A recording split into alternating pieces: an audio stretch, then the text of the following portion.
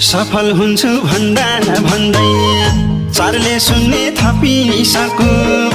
उमेर पनि सकिसको बाटो बिराको